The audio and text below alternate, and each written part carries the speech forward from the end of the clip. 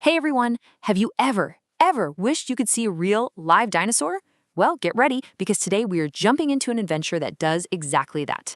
We're talking about the book that kicked off a massive phenomenon, Dinosaurs Before Dark. Yup, this is the very first book in the famous Magic Treehouse series by the one and only Mary Pope Osborne. This is the story that got so many of us hooked on reading and adventure, and we're about to find out exactly why. I mean, seriously, who wouldn't want to see a dinosaur, right? It would be absolutely amazing. Well, for a brother and sister from a little town called Frog Creek, Pennsylvania, that exact wish is about to come true when they least expect it. But hold on, before we get to the dinosaurs, the whole adventure starts with something just as magical, a super mysterious treehouse that just appears in the woods.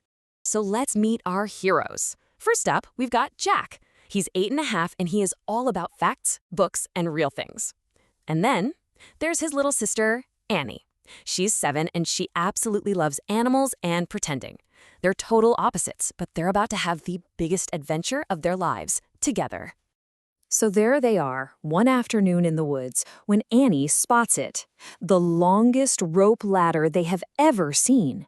And it goes all the way up to a treehouse at the top of this giant oak tree. The weird part, it has never ever been there before. So who could have built it? Now, Annie, she's the brave one. She starts climbing that ladder right away. Jack, he's a little more careful, thinking maybe they should stay away. But then Annie yells down the 2 magic words that get Jack moving. It's filled with books. For a bookworm like Jack, that was an invitation he just could not refuse. And it's up there, inside this incredible library in the sky, that the real magic is about to happen. Their totally normal afternoon is about to turn into a trip way back in time. Jack finds a book all about dinosaurs, of course, and he opens it up to this picture of a huge flying reptile called a pteranodon. He's so amazed by it, he just whispers to himself, "Wow, I wish I could see a pteranodon for real." He thinks he's just talking to himself, but he's not. Because just then, whoosh, a giant creature soars right past the window. It has this big crest on its head and these huge leathery wings. It's a real live pteranodon, straight out of the book. Jack and Annie are just completely stunned. And before they can even process what's happening, the wind starts to howl, and the whole treehouse, it starts to spin. It goes faster and faster and faster until everything outside is just a big green and brown blur. And then it all just stops. When everything finally stops spinning, they peek outside. And let me tell you, they are definitely not in Frog Creek anymore. They've landed in a world full of amazing and, sometimes pretty scary, dinosaurs. So Jack, being Jack, whips out his dinosaur book and makes this mind-blowing discovery. They've traveled back in time 65 million years. So while Jack is totally freaking out, what does Annie do? She just climbs down the ladder, walks right up to the giant pteranodon, and names him Henry. She is not scared, not one little bit. And this right here shows you just how different they are. Jack's acting like a scientist, right? He's taking notes, he's wondering if it has a small brain. But Annie? She just acts like a friend. She pats Henry and just knows he's smart and gentle. And you know what? Henry isn't the only nice dinosaur around.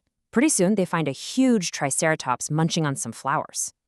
Now, with its 3 big horns, it looks a little intimidating, but Jack's book says it's just a plant eater. And it is. It's totally calm. So their trip is going great, but that's not going to last long. Because their fun, happy day is about to get very scary. The king of all dinosaurs has just shown up. Get ready for the T-Rex chase. So, as they're looking around, Jack spots something way off in the distance. It's huge. It's walking on 2 super powerful legs, and it has this massive head with long, sharp, shiny teeth. There is no doubt in his mind what it is. A Tyrannosaurus Rex. So Jack is frantically flipping through his book, hoping for some helpful fact, like T-Rexes are afraid of loud noises or something. But what does he read? He reads that it's the biggest meat eater ever and could eat a person in one bite. So yeah, the book is zero help. They are in big trouble. The giant T-Rex stomps closer and closer, and Jack is just frozen with fear. He ducks behind a tree, and his heart is just racing as the ground shakes with every single step. He's totally trapped. How is he ever going to get back to the treehouse now? But just when everything looks completely hopeless, something amazing happens. So let's see how they escape and how they find a clue to a brand new mystery. Hey, remember how Annie was so nice to the pteranodon? Well, that kindness is about to pay off, big time. She calls out for Henry, and just as the T-Rex is about to spot Jack, their flying friend swoops down from the sky. Jack hops on, and Henry flies him right over the T-Rex's head to safety. Can you even imagine how that must feel as Jack is flying through the air on Henry's back? All that fear is just gone. He's safe. It feels like an absolute miracle. He is actually riding on the back of a real, ancient flying reptile. How cool is that? But wait, the adventure isn't quite over. Just before they climb back up the ladder to go home, Jack sees something glittering in the grass. It's a gold medallion, and it has the letter M carved right into it. What does that mean?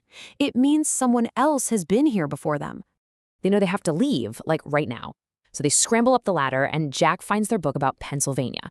He points to a picture of their town, Frog Creek, and he wishes with all his might that they were home. The treehouse starts spinning again, and poof, they're right back in their own woods. And the craziest part? It's still the same afternoon. No time has passed at all. So, they're home safe, but now they have a brand new mystery on their hands. Jack is holding on to that medallion, which proves their amazing trip was real, but it leaves us all wondering, who do you think the mysterious M medallion belongs to? It really seems like this is only the beginning of their adventures.